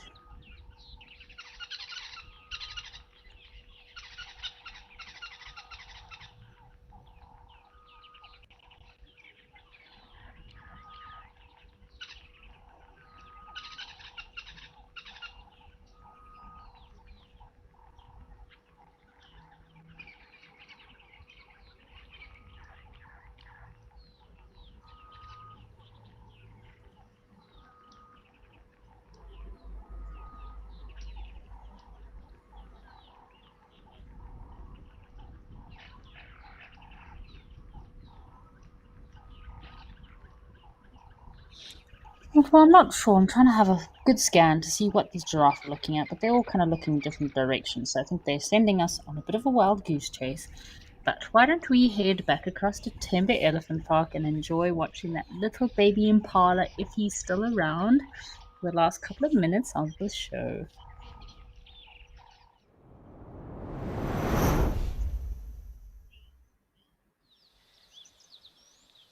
Oh, check at this little baby impala. Shame, I guess he's already exhausted with living the life of an impala, but check how well he's blending and camouflaging into the ground there. How cute is that? So, as we mentioned earlier, gestation period for an impala is about 6 to 7 months. And they are, when they're born, they are covered in a light speckled brown coat, generally with a white mask, and that helps them to blend very well into any kind of very thick vegetation that the mother might hide them in. When they're born, they generally weigh anything from about 4 to 6 kilograms, so a very tiny little bundle of joy. They can generally stand and walk within minutes of being born. It's very important for them to very quickly be able to be mobile and move around in order to escape predators. So crazy how humans take a few years to be able to walk properly. So we're definitely not going to survive out there in the wild, whereas a little baby impala can walk and run within a few hours. Oh, cute this little guy. So generally the female impala will hide her baby in tall grass or shrubs. This is the imprinting phase before she returns to the herd. So it's normally for the first 2 to 3 days. So this female impala has obviously had her baby and now she's joined up with the herd again. So this baby impala could be anything from 3 to 4, maybe 5 days old at the most. How adorable is it to see the first little baby impala of the season? And I hope this baby has a very long life and doesn't get munched by any predators.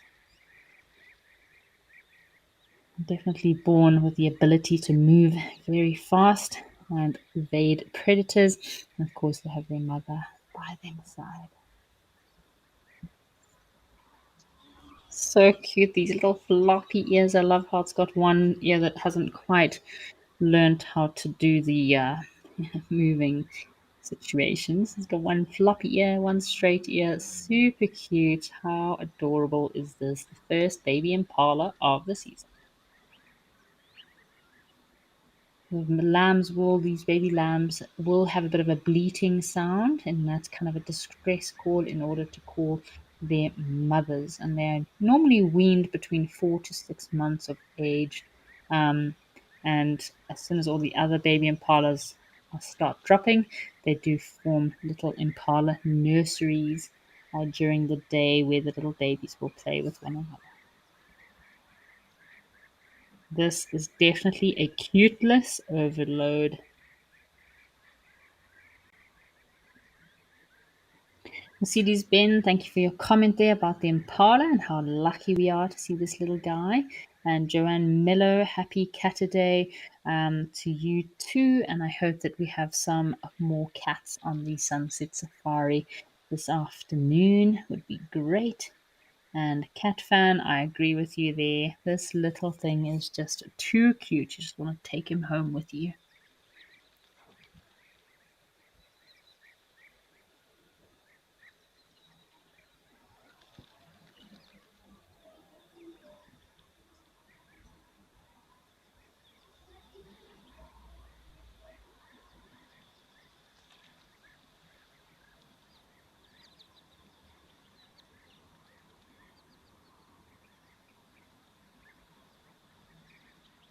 Spassian Carve, I agree with you there. This is such a special moment here on Live at the Waterhole, and very cute to see this tiny little baby impala. I think he should probably think of staying closer to its mother, but anyways, and it's a great way to end the show. What a special moment. See, this baby impala completely blends in and looks like just another elephant poo, doesn't it?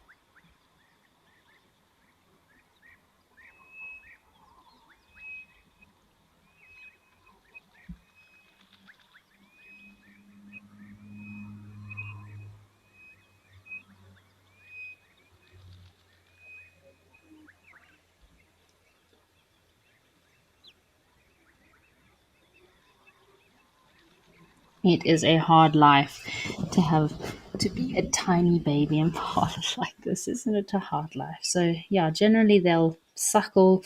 Like we said, they're normally weaned at about 4 to 6 months, and yeah, they'll only start feeding on grass within a few weeks of being born.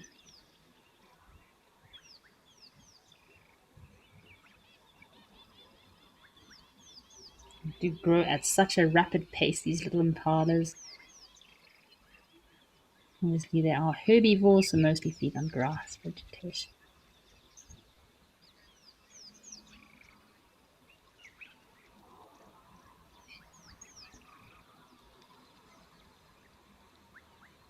So we're just wondering about this ear, the one why this little one baby's ear is kind of very floppy. So generally, little baby impalas or little baby, most antelope does take some time for both of their ear cartilage to kind of, yeah, harden up a bit so that they can stick up. So a lot of baby animals or antelope do have very floppy little ears. But generally, over time, the cartilage does harden and they can actually lift up both of their ears. But in some cases, if the cartilage is actually broken, because obviously their ears don't have bones inside them, that is a cartilage, but at times there can be some damage to the cartilage. And the ears might not both actually stick up. But yeah, I think in this case it's just still very young, and I'm sure his cartilage will start to fuse and the ears will both be able to stick up very well. So it's very important for them to have that mobility in their ears so that they can turn their ears in order to hear and listen for predators coming from a particular direction. So I'm sure he's just really young still, and that cartilage needs to fuse. Put the little tips, black tips on the ends of his ears there. Isn't that cute? These little baby impalas are so adaptable, have an excellent hearing as well as vision, which allows them to very quickly pick up on any sounds from predators. It's crucial that they have this heightened awareness in order for their survival in the wild. The mother will be very protective over this little one for the first few months. Um, a lot of hungry predators out there. Seems like this baby impala is just chilling, having a great chill this Saturday, not too phased about much.